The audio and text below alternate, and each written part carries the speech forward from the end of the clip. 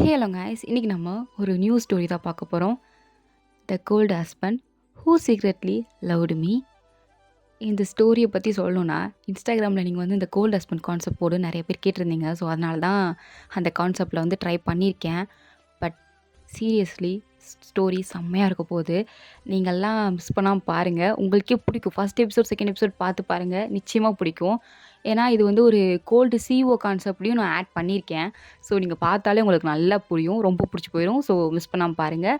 So let's continue to the part 1. So starting சீன்லேயே நித்யா, இவ தான் இந்த ஸ்டோரியோட ஹீரோயின். அவசர அவசரமாக ஓடிட்டுருக்கா. அப்படி எங்கே ஓடிட்டுருக்கானா, இன்றைக்கி தான் இவளுக்கு ஒரு இம்பார்ட்டண்டான இன்டர்வியூ இருக்குது.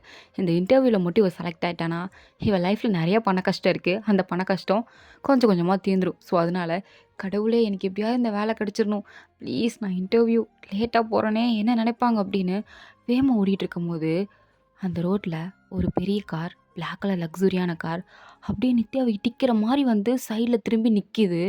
அவ்வளோதான், ஒரு செகண்டுக்கு நித்யாவுக்கு உயிரே போயிடுச்சு.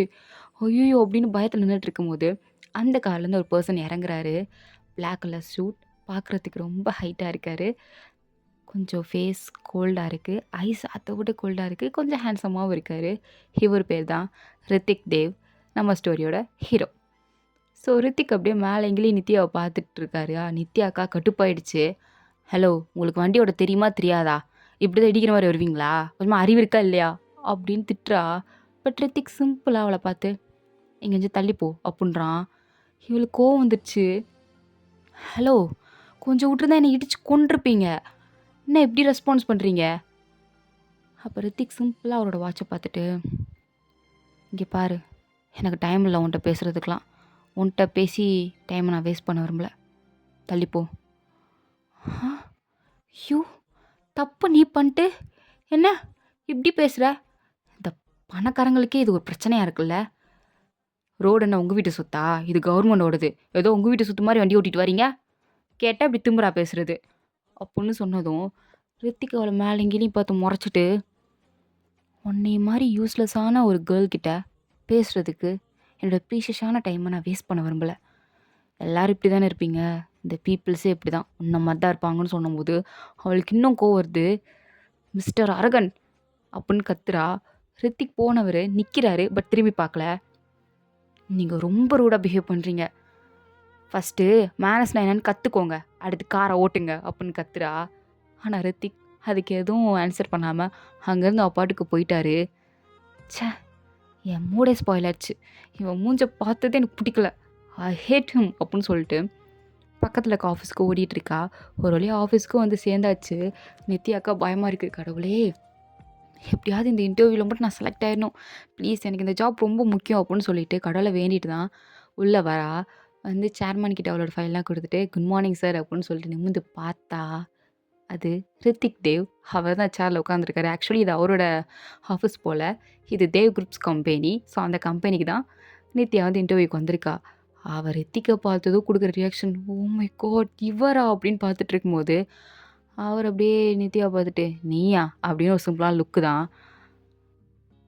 சரிந்தா, உன் ஃபைல் எடுத்துகிட்டு போ, உனக்கு இன்டர்வியூ முடிஞ்சிருச்சு அப்படின்னு சிம்பிளாக சொல்கிறாரு. நித்யா கோவம் வந்துடுச்சு. ஹலோ, நான் ஆக்சுவலி எந்த கொஷனுக்கும் ஆன்சர் பண்ணல, நீங்கள் இந்த கொஷனே கேட்கல, அப்புறம் எப்படி என்ன போக சொல்ல முடியும்? இங்கேருந்து போன்னு சொன்னேன், கிளம்பு. ஹலோ, இது ரொம்ப அன்ஃபேராக இருக்குது, என்னை நீங்கள் இன்டர்வியூவே பண்ணலை. இது என்னோடய கம்பெனி, என்னோடய ரூல்ஸ், நீ எனக்கு சொல்லித்தரணுங்கிற அவசியம் இல்லை. ஹலோ, நான் உங்ககிட்ட ரோட்டில் ரூடாக பிஹேவ் பண்ணதால், நம்ம சண்டை போட்டதால் நீங்கள் என்னை ரிஜெக்ட் பண்ணுறீங்களா? இல்லையே. அப்புறம் எனக்கு உன்னோட பிஹேவியர் பிடிக்கல, நீ ரொம்ப பேசுகிற, எனக்கு அது பிடிக்கல, கிளம்பு. ஹலோ, நீங்கள் லிமிட்டை இங்கே பார், நீ என் கம்பெனிக்கு ஃபிட் ஆக மாட்ட, புரியுதா? நீ செட்டே ஆக மாட்ட அப்படின்னு சொல்கிறாரு. எந்த ஒரு ரீசனும் சொல்லாமல், ஒரு கொஷின் கேட்காம, ஃபைலில் கூட பார்க்காம செட்டே ஆக மாட்டேன்னு சொன்னால் அந்த பிள்ளைக்கு எப்படி இருக்கும்? அதுவும் அது எவ்வளோ இம்பார்ட்டண்டான ஜாப்புங்கிறது அவளுக்கு மட்டும்தான் செய்யும். அவளுக்கு ஒரு செகண்ட் அழுகையே வந்துடுச்சு. அப்படியே கண்ணெல்லாம் கலங்கி போய் அப்படியே நித்தினை தான் பார்த்துட்ருக்கா, ரித்திகை தான். ஆனால் ரித்திகா, கிளம்பு அப்படின்ற மாதிரி ஒரு லுக்கை தான் பார்த்துட்ருக்காரு. அங்கே இருக்கிற ஸ்டாஃப் எல்லார் முன்னாடி கத்துறா, உன்ன மாதிரி ஒரு ஹார்ட்லெஸ்ஸான மேன் கீழே நான் ஒர்க் பண்ண விரும்பலை. உன்ன மாதிரியான ஒரு பாஸ் எனக்கு வேண்டாம். நீ சரியான இதுவுமே இல்லாத ஒரு மனுஷன் அப்படின்னு கதவை டப்புன்னு சாத்திட்டு போறா. அங்கே ஆஃபீஸில் இருக்க எல்லாரும் ஒரு செகண்ட் அப்படியே ஸ்டன் ஆகி போய் நிற்கிறாங்க. ஏன்னா இந்த ஆஃபீஸில் இருக்க யாருமே ரித்திக் கிட்ட இப்படி பேசுனது கிடையாது. வாய்ஸை ரைஸ் பண்ணி கோல்டாக அப்படி கத்துனதே கிடையாது. ஃபர்ஸ்ட் டைம் அதுவும் ஒரு பொண்ணு பண்ணியிருக்கா அப்படின்னு எல்லாரும் ஷாக் ஆகி பார்க்க, அதே ஷாக்கில் தான் ரித்திக்கும் இருக்காரு. ஃபர்ஸ்ட் டைம் அவரோட கேபின் டோர் ஃபாஸ்ட்டாக க்ளோஸ் ஆகிறத பார்த்துட்டு அப்படியே அமைதியாக நிற்கும்போது பக்கத்தில் இருக்க அசிஸ்டண்ட்டா, சார் அடுத்த கேண்டிடேட்டை வர சொல்லவா அப்படின்னு சொல்லும்போது எந்த ஒரு பதிலும் சொல்லாமல் அமைதியாக இருக்கார். சரி வர சொல்லு அப்படின்னு சொல்லிட்டு இப்போ இன்டர்வியூ ஸ்டார்ட் பண்ணுறாரு. கொஞ்ச நேரம் கழித்து ரித்திக் வெளில ஆஃபீஸ்க்கு வெளில வந்து பார்த்தா நித்யா இன்னுமே ஆஃபீஸ்க்கு வெளில உட்காந்து புலம்பிட்டு தான் இருக்கா. அவளுக்கு அடுத்து என்ன பண்ணுறதுனே தெரில. ஆனாலும் இவ்வளோ ரூடாலாம் பிஹேவ் பண்ணக்கூடாது, இப்படிலாம் ஒரு மனுஷன் இருப்பானா என்ன அப்படின்னு அங்கே ரித்திக்கோட கார் இருக்கும். அதை பார்த்து எனக்கு வர கோவத்துக்கு அப்படியே இந்த கார் எரிச்சிடலான்ற மோடு இருக்குது. ஒரு நாள் இந்த காரை நான் எரிக்க தான் போகிறேன் அப்படின்னு கத்திட்டு இருக்கும்போது அங்கே ஒரு பைக் வந்திருக்கும். அப்படியே நித்யாவை இடிக்கிற மாதிரி வந்திருக்கும். சடனாக ஒரு கை வந்து டப்புன்னு பிடிச்சி இழுக்குது.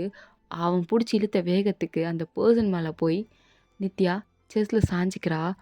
அப்போ தான் யாரா நம்மளை காப்பாற்றினது நிமிந்து பார்த்தா அது ரித்திக்கு தான். ரித்திக்கை பார்த்ததும் இவனா அப்படின்னு பார்க்க அவனுமே இப்போ நான் எதுக்கு இவ்வளோ காப்பாற்றினேன் அப்படின்ற மாதிரி லுக்கில் தான் ரெண்டு பேரும் ஒருத்தருக்கு ஒருத்தர் அந்த கண்ணையே பார்த்துட்டு இருக்காங்க.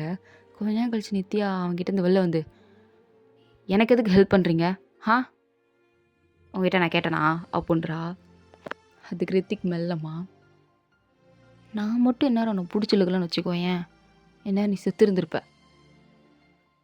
பெட்டர் நான் செத்துருக்கலாம் நீ பிடிச்சி இழுத்ததுக்கு அப்படின்னு ரொம்ப ரூடாக சொல்கிறாரா. ரித்திக் ஒரு மாதிரி இருக்குது. இவ சொன்ன வார்த்தையெல்லாம் அப்படியே மண்டைக்குள்ளே ஓடிட்டே இருக்குது. அப்படியே அவளை முறைச்சி பார்த்துட்டு இருக்கும்போது அவளா, உங்ககிட்டலாம் பேசி டைம் வேஸ்ட் பண்ண நான் விரும்பலை அப்படின்னு அங்கேருந்து அவள் பாட்டுக்கு வேகமாக வெடிக்கு வெடிக்கு நடந்து போயிட்டுருக்கா கோவத்தில். ரித்திக் அங்கேயே நின்று அவள் போகிறதே தான் பார்த்துட்ருக்காரு. அவளும் வீட்டுக்கு போயிட்டா. வீட்டுக்கு போனால் அவங்க அப்பா கேட்குறாரு, என்னம்மா ஜாப் கிடச்சிருச்சா அப்படின்னு கேட்கும்போது அவளுக்கு என்ன சொல்கிறதுனே தெரில. அப்படியே அவங்க அப்பா பார்த்துட்டு, இல்லைப்பா நான் வேறு ஜாப் தான் ட்ரை பண்ணணுன்னு நினைக்கிறேன். அப்போ அவங்க அப்பா ரொம்ப ஃபீல் பண்ணுறாரு. அப்போ அந்த ஜாப் கிடைக்கலையா அப்படின்னு சொல்லிட்டு, என்னால் தானம்மா உனக்கு இவ்வளோ கஷ்டம் சாரின்னு சொல்கிறாரு.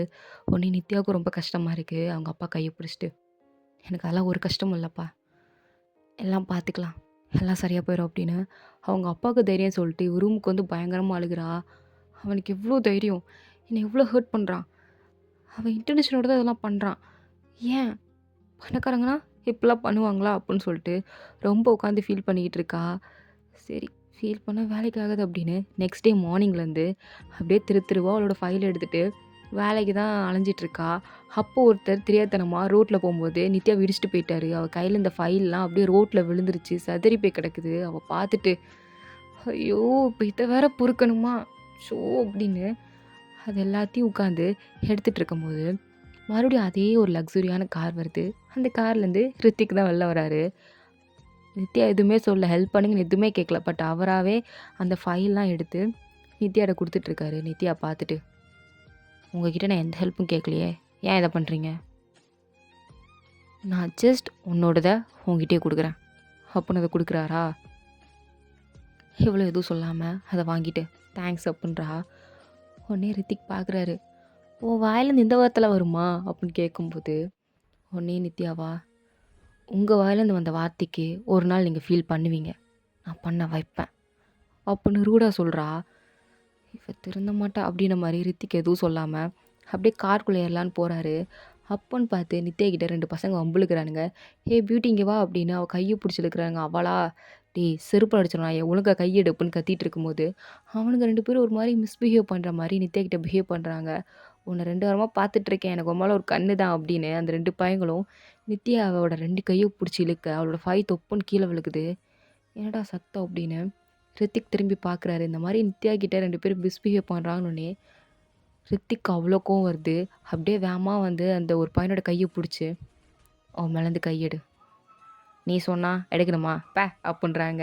ரித்திக் கோவம் வந்துருச்சு. அந்த 2 பசங்களையும் பலார் பலார்ன்னு கன்னத்திலே சப்பு சப்புன்னு அடிக்கிறாரு. நித்யாக்கே ஒரு செகண்ட் பயமாயிடுச்சு. என்ன இப்படி அடிக்கிறான் அப்படின்னு பார்த்துட்டு இருக்கும்போது, 2 பேரையும் போட்டு செம்மையா வெளுன்னு வெளுத்தெடுத்துட்டாரு. அந்த 2 பசங்களும் அவ்வளோதான். இதுக்கடுத்து நித்யா பக்கம் தலை வச்சு கூட படுக்க மாட்டானுங்க. அப்படியே தெரிச்சு ஓடுறானுங்க. நித்யா ஒரு செகண்ட் அப்படியே ஷாக்கா அந்த பசங்க ஓடுறத பார்த்துட்டு, அப்படியே ரித்திக்க பார்க்குறா. ரித்திக் எதுவும் கண்டுக்காம நித்யாவோட கைய பார்க்குறாரு. அந்த 2 பசங்க கைய புடிச்சிருத்ததால அவளோட கை ஃபுல்லா ரெட்டிஷ்ஷா இருக்கும். அத பார்த்ததும் அவருக்கு அவ்ளோ கோவம் வருது. "உனக்கு வலிக்குதா?" அப்படின்னு கேட்குறாரு. நித்யாவா? என்ன பேசுறாரு இவரு? அப்படின்னு ஒரு மாரி ஷாக் ஆகி ரித்திக்கே பார்க்குறாரா, ரித்திக்கும் இப்ப தான் புரியுது நம்ம என்ன பண்றோம்ன்னு. உடனே டப்புன்னு அவ கைய விட்டுட்டு, "நீ சேஃபா வீட்டுக்கு போ. போன்னு சொன்னேன்." அப்படின்னு சொல்லிட்டு அங்கேருந்து கார்ல ஏற போறாரா, உடனே நித்யா வேகமா ரித்திக் முன்னாடி போய் நின்னுட்டு, "எனக்கு எதுக்கு நீங்க ஹெல்ப் பண்றீங்க?" அப்படின்னு கேட்குறா. அதுக்கு ரித்திக் நித்யாவையே பார்த்துட்டு இருக்காரு.